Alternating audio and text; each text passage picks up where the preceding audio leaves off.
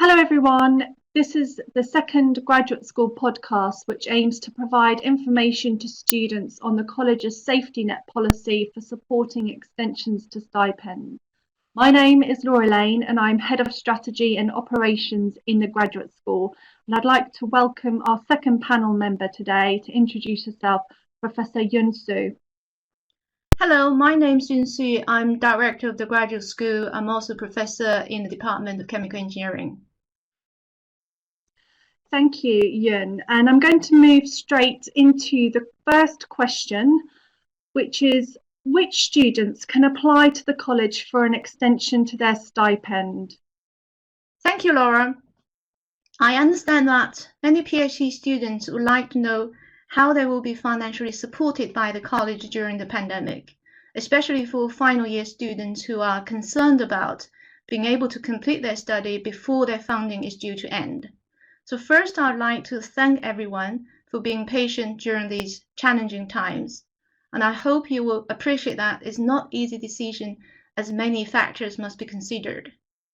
And I'm pleased to say that the college published its PhD stipend extension policy on Friday, and I'll provide some details to your question here.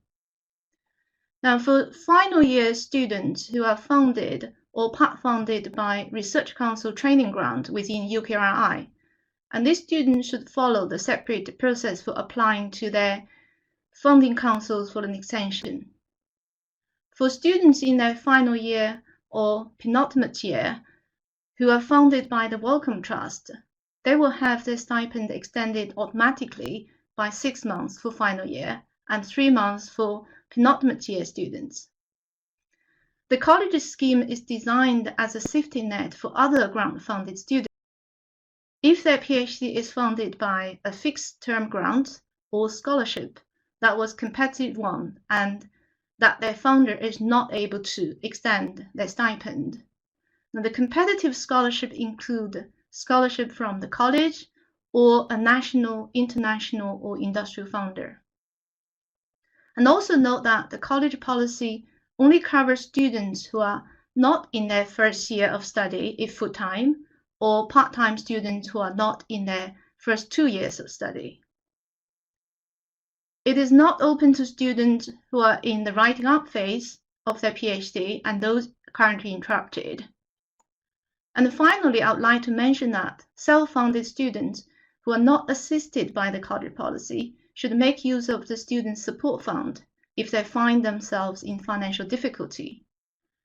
The college will ensure that these funds are supplemented appropriately to ensure that they can meet additional demand.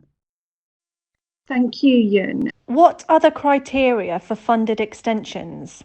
The college policy sets out 3 criteria, and the first one is significant disruption to progress due to the lack of access to necessary equipment, and this includes experimental laboratory equipment or computing equipment. And facilities, lack of access to facilities or off-campus fieldwork. And the second criteria is additional caring responsibilities that have significantly impacted progress. Or finally, significant impact on progress caused by deficiency of local environment, such that remote working is not possible or of very poor quality. And the reasons for this might include difficulty accessing technology, a quiet space to work, or time to dedicate to study, for example. Will students be expected to pay additional fees if they require an extension to their PhD? No, the answer is no. Students will not be asked to pay additional tuition fees for any extensions granted as a consequence of the pandemic, irrespective of their funding source or if they are self-funded.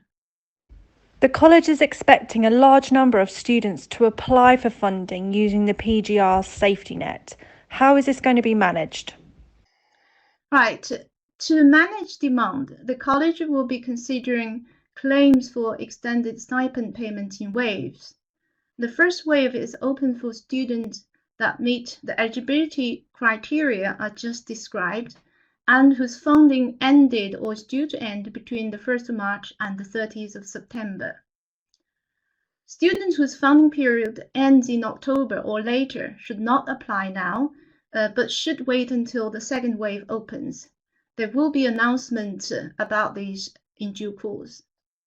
Where PhDs are jointly funded with UKRI and an industry partner, what happens if the industry partner does not support the extension? Will the college underwrite these for students? Thank you, Laura. Now, these students should apply for an extension to their stipend using the UKRI route.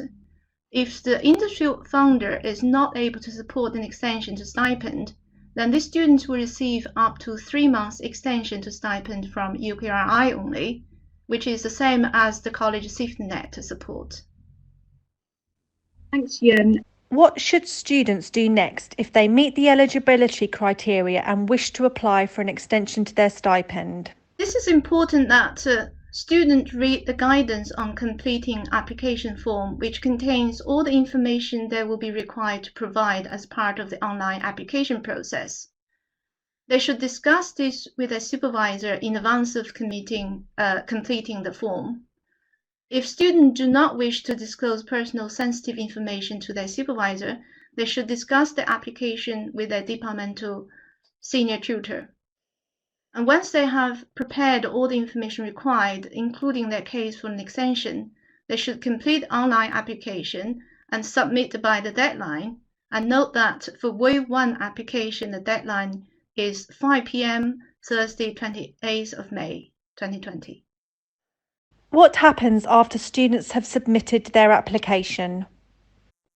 Okay, so students' applications will be reviewed by the Departmental Director of Postgraduate Studies, who will also verify that information provided by students is correct. The Departmental Director of Postgraduate Studies will make their recommendations to their head of department, who will then review the application. And finally, departmental applications will be reviewed by a central college moderating panel, which will ensure consistency in decision-making. And students will be informed of the outcome of the application by the end of June. That's great. Thanks very much. And that concludes the podcast recording today.